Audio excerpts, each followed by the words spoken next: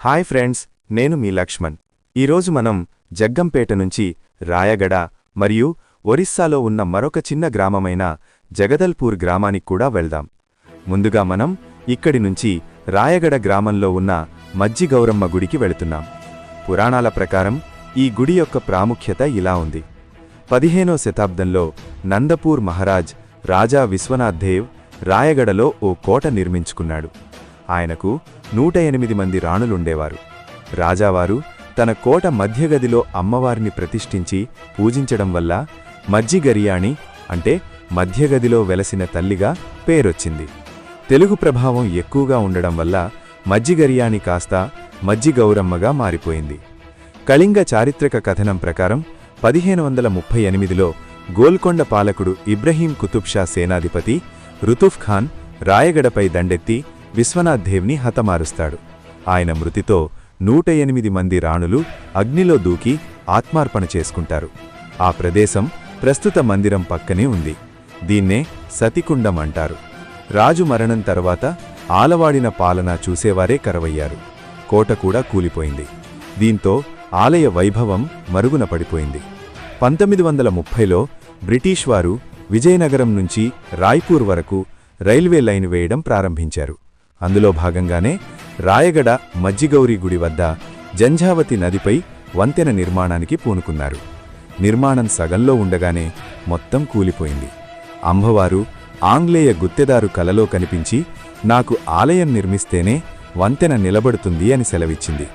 ఆ ప్రకారం జంఝావతి సమీపంలో ఆలయం నిర్మించారు. దర్శనం అయిన తర్వాత మేము మునిగూడ రైల్వే స్టేషన్కు చేరుకున్నాము. అక్కడ నుంచి కారులో ప్రయాణం చేసి మా అన్నయ్య వాళ్లు ఉంటున్న జగదలపూర్ గ్రామానికి చేరుకున్నాం. ఆ రోజు అక్కడే విశ్రాంతి తీసుకుని మరుసటి రోజు వాళ్ల పొలాలను సందర్శించడానికి వెళ్ళాం. ముందుగా జామేల తోటను చూశాం. అక్కడ చాలా ఎండగా ఉండటంతో పుచ్చకాయ పొలంలోకి వెళ్ళాం. ఎండలో వచ్చేసరికి మా అన్నయ్య ఒక మంచి పుచ్చకాయ కోసిచ్చాడు. అది ఎంత ఎర్రగా ఉందో చూడండి. కాని మా అన్నయ్య మీకొక కొత్త రకం పుచ్చకాయ తినిపిస్తా, అది ఇదే. సాధారణంగా మనం చూసే ఎర్ర పుచ్చకాయ కాదు, ఇది ఎల్లో కలర్ పుచ్చకాయ. చూడగానే నాకు చాలా ఆశ్చర్యంగా అనిపించింది. ఎందుకంటే మన దగ్గర ఎప్పుడూ రెడ్ కలర్ పుచ్చకాయనే చూస్తాం. మామూలు పుచ్చకాయ చూస్తేనే మనం ఆగలేం. అలాంటిది ఈ ఎల్లో పుచ్చకాయ చూస్తే ఎలా ఆగగలం చెప్పండి? అందుకే మనస్ఫూర్తిగా కడుపు నిండా తిన్నాం.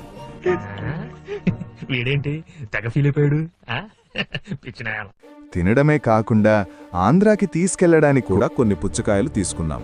చూశారా ఎంత పెద్ద కాయలు? ఈ ఫోటోలో కనిపిస్తున్న వ్యక్తి మా అన్నయ్య. ఆ తర్వాత మా అన్నయ్యకు ఆయన కుటుంబానికి ఆనందంగా టాటా చెప్పి మేము తిరుగు ప్రయాణం ప్రారంభించాం మరియు విజయనగరానికి చేరుకున్నాం. విజయనగరంలో కూడా మేము చూడాల్సిన ఒక ప్రత్యేక ప్రదేశం ఉంది, సినిమా షూటింగ్ ప్రదేశం. ఇక్కడికి ఎలా వచ్చామనుకుంటున్నారా? ఇక్కడ కూడా మా బంధువులు ఉండటంతో వాళ్ల పిలుపు మేరకు మేమక్కడికి వెళ్ళాం. అక్కడ సినిమా షూటింగ్ ప్రదేశం మొత్తం చూసి చాలా ఎంజాయ్ చేశాం. వాళ్ల ఇంట్లో ఒక రోజు ఉండి ఆ ప్రాంతాన్ని మొత్తం చూసి మంచి అనుభవం పొందాం. త్వరలో మళ్లీ ఒకసారి వెళ్లాలని అనుకుంటున్నాం. మొత్తానికి నా 3 రోజుల రాయగడ మరియు ఒడిషా ట్రిప్ చాలా ఆనందంగా, విజయవంతంగా ముగిసింది. ఈ వీడియో చూసిన అందరికీ ధన్యవాదాలు. ఎప్పుడూ నవ్వుతూ ఉండండి, ఆరోగ్యానికి మంచిది. మీ లక్ష్మణ్.